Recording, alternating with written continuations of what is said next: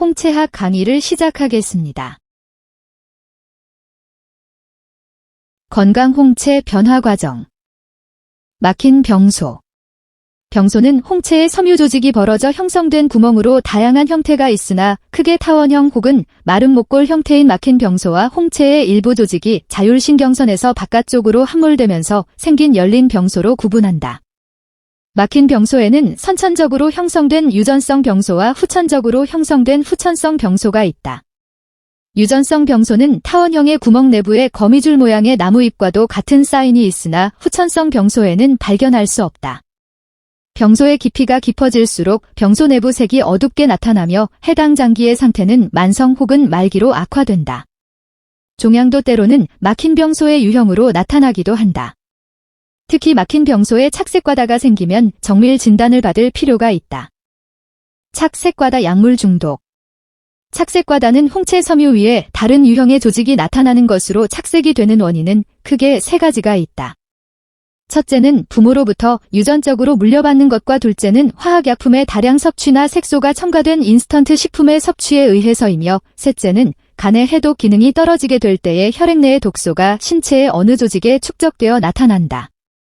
똑같은 약을 똑같은 양으로 복용하더라도 사람의 해독 능력에 따라서 착색의 수준이 달라지게 되는데 해독 능력이 강한 사람의 경우 착색이 잘 되지 않거나 착색되었더라도 사라지고 해독 능력이 약한 사람은 아주 소량을 섭취했다 하더라도 신체 내부에 착색되어 잘 사라지지 않는다.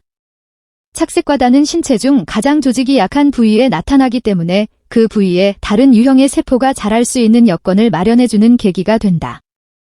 그러므로 이런 경우에는 의사의 정밀 진단과 예방이 중요하다. 바퀴살. 자전거의 바퀴에 있는 살과 같은 모양으로 생겼다고 하여 붙여진 명칭으로 바퀴살에는 4가지 유형이 있다.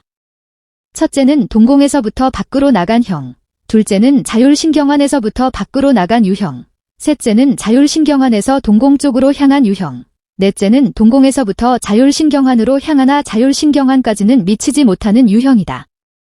이들 중 두 번째 유형의 바퀴살이 가장 위험한데 특히 중요한 장기들 즉 간, 비장, 신장, 연수, 척추 등으로 향하여 뻗어나간 바퀴살들은 해당 장기의 경화로 나타난다. 바퀴살은 소화기관의 노폐물들이 올바로 배출되지 못하고 쌓인 독소들이 비정상적으로 흘러나가는 통로의 역할을 하는 것으로서 바퀴살이 나간 장기의 증상이 나타난다면 먼저 장을 치료하는 것이 중요하다. 스트레스 링. 밭고랑과 같은 형태의 링이 원형의 모양으로 하나 혹은 둘 또는 여러 개의 링이 홍채 가장자리에 나타난다. 스트레스 링은 흰색으로부터 매우 검은색을 띠는 다양성을 나타낸다. 링을 주의 깊이 살펴보면 깊이를 측정할 수 있다. 색이 흰 신경링은 신경통과 신경과민의 증세를, 색이 어두울수록 신경계의 손상을 의미하는 것이다. 스트레스 링은 주로 홍채의 바깥 부위, 즉 제4영역에서 7영역 사이에 나타나 주로 근육과 다른 장기들에게 영향을 미치나 자율신경안 내부에서 발견되었다면 신경성 소화 불량과 자율신경계를 주관하는 뇌세포의 위축으로 근육 및 신경의 마비 현상이 나타날 수 있다. 복잡한 현시대를 살아가는 현대인에게는 스트레스 링이 한두 개씩은 있으나 3개 이상일 경우는 스트레스를 해소하고 육체적, 정신적인 변화가 요구되고 있음을 나타내는 것이다. 스트레스 링은 서양인보다는 동양인에게서 약체질보다는 강체질의 홍채에서 더욱 많이 발견된다. 알레르기 체질. 알레르기란 항원-항체 반응이 생체에 미치는 영향 중에서 병적인 과정으로 강하게 나타나는 것이다. 알레르기 체질이란 항원-항체 반응에 의하여 알레르기 증세를 일으키기 쉬운 체질로서 항원성 물질이 침입하기 쉽거나 그것을 흡수하기 쉬운 체질, 항체를 형성하기 쉬운 체질, 약간의 항원-항체 반응에도 신경 자극을 일으키는 민감한 체질이라고 할 수 있다. 알레르기 체질에는 1. 삼출성 체질 2. 흉설림프성 체질 3. 혈관신경성 체질 4. 과민성 체질 등이 있다. 알레르기 체질의 공통점은 자율신경 기능의 이상인데 자율신경이 알레르기 반응의 발현에 관여하는 것으로 밝혀져 있다. 임파염주가 나타나는 홍채의 소유자들이나 자율신경계 중독자들에게서 나타나며 갈색 홍채에는 검은 색소가 자율신경안에서 홍채 바깥쪽까지 부분적으로 나타난다. 근골격허약. 몸을 지탱하고 체형을 형성하며 체격 또는 자세를 지탱하며 운동의 토대가 되고 내장의 모든 기관을 보호하는 역할을 하는 골격과 운동을 위하여 분화한 조직인 근육은 영양을 보관하고 지방을 분해하며 몸의 pH 밸런스를 유지하는 데 매우 중요하다. 근골격계의 허약성은 홍채의 가장자리에 작은 구멍들이 많이 분포하여 있는 모양으로 나타난다. 유전적으로 형성되기도 하고 후천적으로도 발생한다. 칼슘 부족으로 인한 골다공증, 퇴행성 관절 등 여러 가지 증상들이 나타나며 pH 밸런스 유지에 어려움이 있다. 산성체질을 동반한 경우 관절에 여러 가지 문제가 발생한다. 이런 유형의 사람들은 칼슘의 흡수가 잘 안 되기 때문에 칼슘과 나트륨의 균형을 잘 유지시켜야 한다. 중독. 우리가 먹은 음식은 위장 소장을 거치면서 분해되고 영양은 흡수되어 생명을 유지한다. 그리고 나머지 찌꺼기는 대장을 통해 수분이 흡수되고 직장, 항문으로 이동하여 체외로 배설되게 된다. 우리가 먹은 음식의 찌꺼기는 24시간 만에 배설되어야 하지만 변비나 기타 다른 질병으로 대장의 활동이 둔화되어 체내에 오래 머물게 되면 노폐물이 장내부에서 부패되고 가스가 발생하며 부패 과정에서 발생하는 독은 수분과 함께 피로 유입되어 우리의 피가 탁해지게 되고 그 결과 간이 해독을 하기 위해 무리하게 되어 인체의 모든 장기들이 쉬 피곤해져 질병에 걸리기 쉬운 상태가 된다. 이와 같은 상태가 지속적으로 반복되면 피가 중독되는 자가중독증, 도토 인탁서피케이션에 걸리게 된다. 홍채의 대장 부위와 사명역인 피의 영역이 어두운 색으로 변하는 상태가 바로 중독 증상인 것이다. 임파염주, 임파충혈. 임파충혈은 주로 푸른색의 홍채를 가진 서양인에게서 발견되며 동양인의 홍채에서는 관찰하기가 매우 어렵다. 임파충혈은 임파계의 순환에 장애가 생기고 독소가 생겨 충혈되게 되면 혈액 임파 영역인 제6영역이 흰 구름과 같이 형성된다. 임파충혈은 색에 따라서 상태를 알 수 있는데 흰색은 초기 증세를, 노란색은 아급성, 갈색은 만성 혹은 말기 상태를 나타내는 것이다. 임파충혈이 주로 서양인에게 나타나는 이유는 과다한 육류의 섭취로 임파를 통한 독소의 배출이 이루어지지 않기 때문이다. 임파충혈이 나타나는 홍채는 임파계통의 질환뿐 아니라 알러지에 걸리기 쉬운 체질이기도 하다. 동양인의 홍채에서는 서양인과 같은 형태의 임파충혈을 관찰하는 것은 매우 어려우나 다른 형태로 나타나는 것은 관찰할 수 있다. 동양인 홍채에 나타나는 임파충혈은 홍채의 부분이 검게 물든 것과 같은 모양을 하고 있다. 중성지방, 간 대사 이상. 지방은 소화관 내에서 물질 분자로 흡수되어 임파관을 통해 혈액 속으로 들어가게 된다. 이 작은 지방 물질 분자들은 혈액에서 지방조직 세포 속으로 저장된다. 저장된 지방은 주로 피하지방으로 체온의 발산을 억제하는 역할을 한다. 그리고 지방 1g/mg이 연소되면 9.3kcal의 에너지가 생긴다.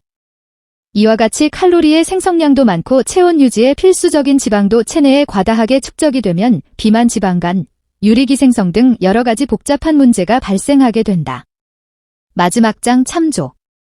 간에서 지방 대사에 문제가 발생하면 홍채 가장자리 주변 공막에 노란색이나 갈색의 링으로 나타난다. 특히 홍채의 윗부분, 뇌영역에 형성되면 지방간과 같은 증상들이 나타난다. 이 현상이 초생환과 함께 나타나는 경우 뇌의 혈액순환 부족으로 경색이나 출혈의 가능성이 매우 높아 중풍에 걸리기 쉽다. 고지혈. 홍채 바깥에 희거나 희미한 색의 링이 형성된다. 홍채 가장자리에 멍든 색으로나 안쪽에 하얗게 나타난다. 팔다리에 혈액의 공급이 원활하지 못함을 의미하는 것으로 중풍, 손, 발이 찬 증상이 나타난다. 뇌 영역에서 발견되는 초생환과 같은 현상이다. 콜레스테롤링과 함께 혈액순환 장애 현상이 나타나면 동맥경화와 같은 질환이 있음을 암시하는 것이다. 혈액순환 장애와 콜레스테롤링은 서로 비슷한 현상이기는 하지만 명확하게 구분된다. 콜레스테롤링은 안방수에 형성된다는 것이 정확한 표현일 것이며 혈액순환 장애는 각막이 공막을 끌어당기면서 덮이는 현상이다. 피부링, 비듬테두리. 비듬테두리는 홍채의 피부 영역인 제7영역에서 검은 링의 형태로 시작하여 동공을 향해 안쪽으로 퍼져나간다. 피부는 폐, 신장과 더불어 우리 몸에 노폐물을 배출하고 신선한 공기를 호흡하는 역할을 하는데 피부의 기능이 떨어지게 되면 피부가 담당해야 할 역할을 폐나 신장이 해야 하기 때문에 많은 부담을 받게 된다. 피부가 노폐물을 배설하지 못하고 상태가 더욱 악화되면 비듬 테두리는 홍채를 점점 침범하여 홍채 절반가량을 뒤덮기도 한다. 피부링은 주로 폐 영역에 많이 나타나나 때로는 뇌 부위에만 나타나는 때에는 간질 등과 같은 증상들이 나타난다. 비듬 테두리는 여드름, 습진 등 피부 질환의 경우에도 나타나는데 이는 피부의 영양이 부족함을 의미하는 것으로 피부의 영양소인 실리콘의 섭취와 일광욕, 목욕 등으로 극복해야 한다. 피부링은 빛을 눈에 비추지 않은 상태에서 관찰하더라도 잘 나타난다. 빛을 가장자리에서 비추면 빛이 비치는 쪽의 피부링은 잘 확인할 수 없다. 혈관충혈. 혈관충혈은 홍채의 가장자리 영역에 나타나며 공막의 푸른색의 링을 형성하며 나타난다. 혈관충혈은 원래 공막과 홍채 가장자리에 나타나나 증상이 심하게 되면 각막을 타고 올라가 홍채를 덮어 홍채의 표면이 푸르스름하게 보이도록 한다. 3번 사진 참조. 혈관충혈은 정맥에 문제가 있을 때 나타나며 산소의 부족 즉 철분의 부족 상태를 반영한다. 혈관충혈 사인이 홍채상에 나타나면 어떤 소모성 질환이 있다는 것을 암시하는 것으로 특히 소화기 계통의 질환이 있는지 확인해 보아야 한다. 혈관충혈이 홍채를 덮어 증상이 심하게 나타나면 소화기관 중 특히 간의 영역을 잘 확인하여야 한다. 혈관충혈은 서양인보다는 동양인에게서 더 많이 볼 수 있는데 동양인의 소화기 계통 질환 사망률이 서양인보다 월등하게 높게 나타나는 것이 이를 잘 설명해주고 있다. 초생환. 각막 주변을 둘러싼 회색의 불투명 환으로서 보통 50세 이상인 노인의 홍채에 나타나나 때로는 젊은 청년들뿐 아니라 어린아이에게서도 관찰할 수 있다. 초생환은 뇌의 혈액순환을 잘 되게 해주는 영양성분 특히 레시틴의 부족으로 인한 콜레스테롤과 미네랄의 축적으로 형성되기도 하고 경추, 척추에 구조적인 문제가 발생하면 뇌로 향하는 혈관을 억눌러 뇌 혈류량이 감소되게 된다.